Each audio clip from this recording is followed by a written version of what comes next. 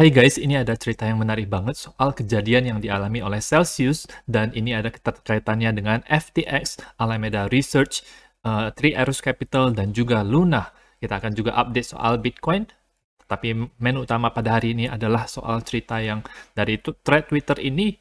Nama saya Kelby dan saya menyajikan informasi seputar fundamental, technical, dan on-chain analysis. Tonton video ini sampai akhir agar informasinya lengkap dan bermanfaat. Oke, jadi kemungkinan ini adalah cerita sebenarnya daripada Celsius, di mana ini merupakan salah satu dari plan C untuk mengumpulkan semua data-data yang ada di Twitter, dan ini semuanya bermula dari UST yang mulai di-peg, jadi mulai tidak 1:1 lagi. Ketika USD itu mulai tidak 1:1 lagi dengan dolar, ada suatu rencana untuk uh, deal dengan Luna Foundation dan menyelamatkan peg-nya. Seseorang itu memberitahu bahwa kepada semua whale USD jangan dijual, dan karena tidak ada bahaya USD itu akan gagal, karena akan ada rencana untuk menyelamatkan peg-nya. Nah, Celsius di sini itu dia kena pancingannya dengan tujuan yang baik, yaitu untuk memproteksi komunitas daripada kripto mungkin atau komunitas dia. Nah, 8 Mei 2022 ada Sam Trabucco di sini. Nah, starting to see a little chatter about this. Jadi saya dengar ada semacam suatu rumor atau pembicaraan sebelum ini bertambah parah lagi. Alameda belum menjual USD-nya dan berencana tidak akan menjual USD-nya. Dia bilang ini bukan investment advice ya. Jadi Sam Trabucco ini adalah, kalau kita lihat dia adalah kalau tidak salah dia adalah YouTuber dan trader juga, jadi influencer di dunia kripto. Mei 10. Nah, ini ada hal yang bertentangan ya. Oke, ini dia orangnya ini dia merupakan dari bagian research dari blog research, jadi sifatnya netral pada kasus ini. Detail-detail yang dia telah mendengar tetapi mungkin belum final. Ada perusahaan jam, Celsius dan Jane sudah berkomitmen untuk menyelamatkan peg daripada Luna, tetapi Alameda belum ya. Jadi ini bertentangan dengan apa yang dibilang oleh Sam Trabucco di sini. Alameda di sini tidak berencana untuk menjual USD-nya, tetapi di sini Alameda belum menyatakan akan berkomitmen, dan ini terjadi setelah dia menyatakan ini. Oke, Mei 10, satu hal yang kita perlu taruh di dalam pikiran kita adalah perjanjian ini belum jadi sepenuhnya dan masih dalam tahap negosiasi. Oke, nah syarat-syaratnya ini mungkin bisa berbeda dan tentu saja beberapa pihak itu kemungkinan bisa tidak berkomitmen ya. Kita akan lihat pengumuman dari Luna Foundation Guard dalam 2 hari ke depan, dan ini ketertarikannya itu cukup tinggi. Mei 10, ini Do Kwon-nya yaitu CEO daripada Luna, dia mengumumkan bahwa kemungkinan ada plan recovery untuk USD, ya bersiap-siaplah gitu. Ini karena dia tahu dia sedang berbicara dengan berbagai perusahaan jam seperti jam Celsius dan Jane, mungkin Alameda juga yang mungkin memegang banyak USD. Jadi perusahaan-perusahaan tersebut bisa bantu USD agar tidak hancur peg-nya 1:1 dengan dolar. Sehari sesudahnya itu, Luna Foundation Guard ini dia mau raise money, jadi semacam crowdfunding gitu, bukan crowdfunding tetapi mungkin dari institusi, lebih dari $1 miliar untuk menyelamatkan USD. Setelah itu, nah baru Alex Mashinsky ini, CEO daripada Celsius, dia bilang bahwa Celsius tidak terkait untuk membantu Luna. Jadi tidak membantu Luna kalau dari dia bilang ya. Nah, ini ada semacam artikel rencana penyelamatan daripada UST tersebut ini ditanggapi dengan dingin daripada beberapa investor-investor besar ya.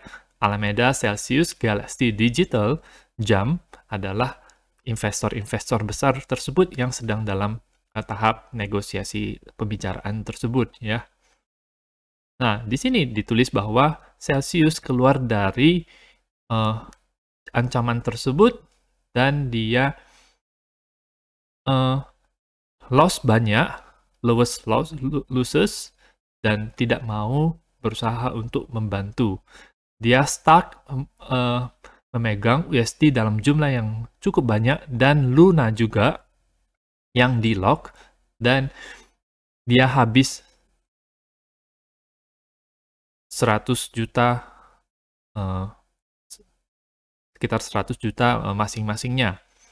Ini ada beberapa perusahaan yang seperti ini juga. Jump Capital dan Three Arrows Capital, mereka membeli $1 miliar Luna yang di lock dan yang maksudnya dia di lock kemudian dia akan diberikan kepada perusahaan-perusahaan ini linearly, jadi maksudnya dia akan di vesting dengan jumlah yang sama dengan periode waktu yang sama selama 4 tahun. Dan Jump Capital ini dia menulis artikel yang cukup panjang tentang apa yang menjadi penyebab UST-nya itu bisa dilepas peg-nya 1:1 dengan USD, di mana ini cukup panjang, tapi secara singkat ada semacam whale yang memiliki USD yang cukup banyak, itu dia menjual USD-nya itu di Binance, dan ini karena selling pressure-nya itu satu arah saja, itu datang dari whale yang cukup banyak, jadi itu membuat peg-nya itu jadi tidak 1:1 lagi, karena kalau misalnya peg ini itu dipertahankan bisa dipertahankan di exchange juga, jadi kalau misalnya teman-teman ke exchange Binance, FTX, KuCoin itu ada pair USDC, USDT, UST, USDC, dan BUSD, USDT, itu bisa di trading ya, jadi bisa fluktuatif, bisa kurang dari 1, bisa lebih dari 1 nilainya, jadi ini sengaja dimanfaatkan oleh namanya itu kalau di sini dia itu wallet A, dia menjual USD-nya di Binance dan one-sided selling pressure ini memperparah likuiditas untuk USD ya, dan dia tidak tahu siapa yang mengontrol daripada wallet A ini, yang pastinya ini adalah whale yang cukup besar, itu yang menjadi penyebab kenapa USD-nya ini di-peg daripada $1. Nah, Celsius di sini kena getahnya, dia dibilang gara-gara Celsius keluar, jadinya stablecoin daripada Luna ini itu jadi di-peg gitu. Nah, kita lihat di sini La Familia Celsius sekarang melawan mereka dengan keluar dulu daripada ancaman USD di-peg ini yang sekarang menjadi 0, mendekati 0 nilainya. Nah, sekarang mereka akan menyerang Celsius. Jadi ada semacam pembalasan di sini. Tetapi kita lihat fakta-fakta lainnya yang ada di sini.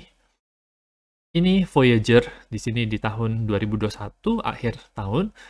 Voyager di sini diinvest oleh Alameda Research sebanyak $75 juta ya. Kita lihat kalau Voyager ini adalah kompetitor daripada Celsius. Oke, berarti kita lihat Voyager ini dia geng dengan Alameda Research, sedangkan Celsius berada di geng yang lain. Voyager ini tambah lagi $60 juta di tanggal 16 Mei didapatkan oleh Alameda, dan ini terjadi setelah UST tersebut itu di-peg ya. Jadi ada dua berita, ada yang awal-awal di sini kemungkinan untuk menaikkan nilai valuasi atau meningkatkan sentimen positif masyarakat kripto terhadap Voyager. Dan kita lihat track record daripada Alameda Research, banyak sekali manipulasi yang terjadi di sini. New Market Manipulation Class Action Lawsuit Against FTX Trading dan Alameda Research ini di tahun 2019. Jadi sejak tahun 2019 mereka melakukan banyak sekali manipulasi ya di sini, dan ada Sam Trabucco yang saya sebutkan tadi di atas di sini. Itu dia memberikan semacam ketakutan kepada market. Oke. Di mana Sam Trabucco ini dia bekerja sama dengan FTX Exchange. Dia bilang sebelumnya ada manipulasi, ya. Dan ini kejadian dengan orang yang lain. Kemungkinan dia adalah mungkin bagian dari Waves, Coin Waves. Jadi ini beda lagi. Get your popcorn ready, Alameda Research akan memanipulasi harga Waves dan akan mengorganisasi FUD, Fear, Uncertainty, and Doubt untuk melancarkan panic selling coin Waves ini, ya. Nah, jadi dia bilang itu. Jadi dia tahu dia diserang oleh Alameda Research. Orang ini dia bilang Operation Liquidate Celsius Engage. Jadi rencana untuk melikuidasi Celsius itu akan dilakukan oleh FTX dan Sam Trabucco ini. Mereka mau menghunting likuidasi mereka. Market yang transparan, jadi kalau seperti blockchain ini, itu sifatnya transparan, jadi bisa kelihatan data-datanya, uangnya itu ada di mana saja, mereka itu disimpan di mana saja, itu ketahuan, di DeFi mana, mereka tahu, dan mereka menghunting level likuidasi daripada ini.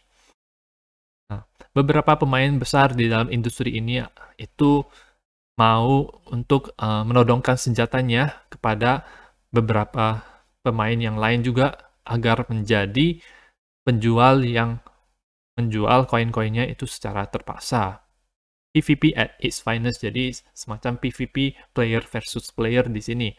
Dan penyerangan tersebut dimulai, menurut dia ini karena mungkin dia belum pasti, tetapi dia hanya berlogika saja. Menurut dia ini hanya spekulasi saja, tetapi bisa jadi ada kebenarannya. Tetapi saya tidak yakin situasi ini itu coincidence atau bersamaan ketika mereka mendump sejumlah banyak STETH ini sekaligus.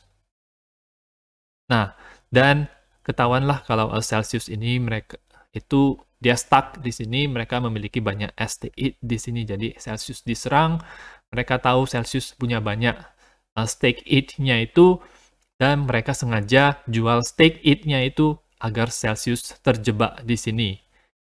Buktinya apa? Buktinya adalah ini. Ini jadi kita lihat, terlalu dekat. Ini adalah tulisan daripada pengguna daripada Etherscan tersebut ya teman-teman. Jadi bukan tulisan pastinya, tapi dia menduga bahwa ini punya Alameda. Dan ini adalah koin STETH, di mana STETH ini dalam kurun waktu yang sangat dekat, Alameda menjual banyak sekali Ethereum STETH ini itu untuk menjadi balik lagi ke Ethereum, sehingga likuiditas daripada STETH ini itu menjadi berkurang. Nah, Alameda Research ini diduga menjual stake ETH-nya ini yang membuat Celsius Network itu berada di dalam masalah. Oke, dari ada influencer kripto lainnya, seseorang atau satu grup itu berusaha keras untuk melikuidasi Celsius, dan kita lihat Celsius ini sekarang sudah menambahkan 1.500 Bitcoin-nya sebagai jaminannya. Total Bitcoin di vault-nya itu 23 ribuan. Liquidation price-nya itu 17.000. Sekarang kondisinya 14.000, jadi mereka menambahkan lagi di situ. Oke. Dan di sini juga dia bilang hanya ada satu pembunuhnya. There is only one killer. Dan kita lihat di sini volume terbanyak itu ada di FTX spot ya teman-teman. Jadi kemungkinan besar ini ada kemungkinan FTX lah yang menjadi pelakunya. FTX ini dia memancing investor-investor blue chip di funding round. Jadi ketika proses pendanaan tersebut, valuing crypto group at 25 billion. Jadi memberikan valuasi kepada grup kripto tersebut sebesar 25 miliar dolar. BlackRock. Jadi di sini Sequoia Ontario Teachers ada ambil bagian 421 juta di situ. Jadi BlackRock di sini ada keterkaitannya juga, dan kita lihat di sini ada keterkaitan SBF dengan orang-orang yang kuat di dunia politik di sini. Nah, jadi menurut teman-teman bagaimana tentang cerita ini? Apakah FTX itu adalah pelakunya yang berkomplot dengan Alameda Research sengaja untuk menyerang Celsius dan membuat kepanikan di dunia kripto, juga membuat FUD yang sangat besar sekali, lebih besar daripada Corona. Dan menurut saya level RSI daripada harga Bitcoin juga berada di titik terendahnya dibandingkan dengan Maret 2020, dan level Fear and Greed Index juga sangat rendah sekali, sampai ke angka 7. Biasanya tidak seperti itu, biasanya hanya sampai 10 saja. Sangat fear sekali ya teman-teman. Menurut teman-teman bagaimana dengan cerita ini? Apakah ini itu benar? Teman-teman bisa komentar di bawah. Sekarang kita akan lihat untuk update harga Bitcoin di sini. Sekarang dia setelah dia sempat naik daripada level 20.000 ini, dia tertahan di 23 ribuan, kemudian dia turun lagi sampai mendekati 20.000 ini. Dia tidak membuat tidak pas di 20.000, tetapi dia sebelum dekat dengan 20.000 ini dia mulai naik ke atas, jadi kemungkinan bisa ada naik ke atas dulu. Dia tidak membuat lower low di sini, jadi semacam ada harapan bahwa dia akan ada naik. Target selanjutnya adalah kalau misalnya dia bisa mencapai di sini, itu dia akan membentuk inverted head and shoulders, shouldernya, headnya, kemudian shouldersnya di sini. Tapi ini cukup gede ya, shouldersnya, dan mungkin akan kurang kuat juga. Kalau misalnya ini jalan, target harga daripada inverted head and shoulders ini adalah di sekitar 25.600-an ya. Dari indikator sebenarnya masih belum bullish, ini juga belum bullish. Ada green dot di sini, tetapi money flow ini masih tebal ya teman-teman. Jadi masih bearish untuk situasi sekarang ini. Oke, untuk di XY bagaimana setelah terjadi pengumuman suku bunga tersebut? Itu beberapa hari kemudian langsung keesokan harinya langsung turun dari situ, tanggal 16 Juni itu turun, baru dia sudah break dari ininya, polanya ini kembali ke daerah yang lebih bawah lagi. Dan kita lihat di sini, ini ada secara jangka panjang dia gagal untuk naik ke atas. Ini kemungkinan di sekitar ya di 1,272-nya di sini. Resistance yang cukup kuat langsung turun dengan drastis, jadi kemungkinan DXY bisa downtrend dari sini. Tetapi manipulasi Bitcoin itu masih tetap berjalan, dan manipulasi daripada Nasdaq dan S&P 500 juga masih berjalan, dimana anehnya adalah ketika DXY ini dia turun, Bitcoin dan Nasdaq dan S&P 500 tidak terbang ya. Harusnya kalau kita melihat seperti ini, ada korelasi negatif dengan DXY, Bitcoin dan lain-lainnya itu bisa terbang dengan tinggi. Tetapi kita lihat malah dia turun dan mendekati low sebelumnya. Dan yang lebih parah lagi adalah Nasdaq, dia turun lagi ke low yang lebih rendah lagi daripada sebelumnya, membentuk lower low di sini. Jadi agak bearish sebenarnya untuk pasar Bitcoin dan saham. Kalau kita lihat, meskipun dari DXY-nya itu sudah mulai bearish ya, dan diprediksi mungkin dalam beberapa bulan ke depan dia akan turun, tidak akan langsung, tetapi dia akan membentuk wave seperti ini. Oke, next kita akan lihat Bitcoin dominance. Bitcoin dominance masih melemah sampai di sini, tetapi ada perlambatan di daerah ini, di daerah 45%. Oke. Dari indikator sebenarnya bearish, dia sudah terjun di bawah 50 dan ini cross ke bawah, money flow juga menurun. Ethereum bagaimana? Ethereum pergerakannya sama seperti Bitcoin, untung tidak membentuk lower low seperti Nasdaq atau S&P 500. Di sini dia semoga bisa membentuk dia pas di 78,6-nya, dan dari situ semoga bisa naik ke atas sehingga ada relief rally dulu.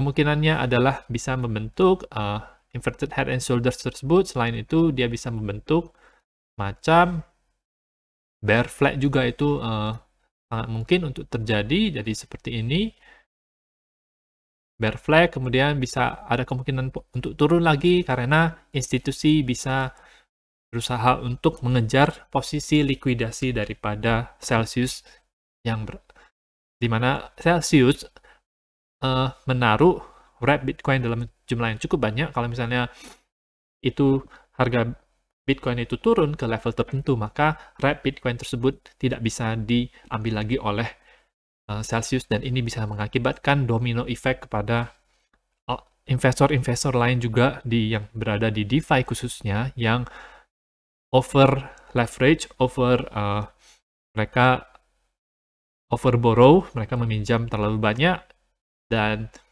kalau harga likuidasi mereka tidak terlalu jauh dengan harga sekarang, maka ada ancaman mereka bisa kena likuidasi. Domino effect tersebut akan berakibat harga Bitcoin itu bisa terjun di bawah 20.000, dan mungkin bisa terjadi di harga belasan ribu ya teman-teman. Itu adalah semacam worst case-nya. Level-level yang penting untuk Bitcoin itu adalah di 18-17 ribu di sini. Kemudian ada 14.000 juga, itu merupakan all time high daripada tahun 2009, dan ada volume yang gede di daerah 12.000 dan sampai 10.000, itu adalah daerah yang pasti supportnya akan kuat. Jadi kalau misalnya Bitcoin itu ke daerah 10.000 di sini, teman-teman, menurut saya ini bukan financial advice, menurut saya ini adalah kesempatan terbaik untuk membeli Bitcoin, karena kapan lagi dia bisa ke harga 10 ribuan ya teman-teman. Kalau misalnya itu terjadi, tetapi kalau misalnya tidak terjadi ya teman-teman, lebih baik DCA saja. Oke, itu saja untuk informasi pada hari ini, semoga bermanfaat. Tetap dukung channel saya dengan mengklik like dan subscribe, dan nantikan video saya selanjutnya.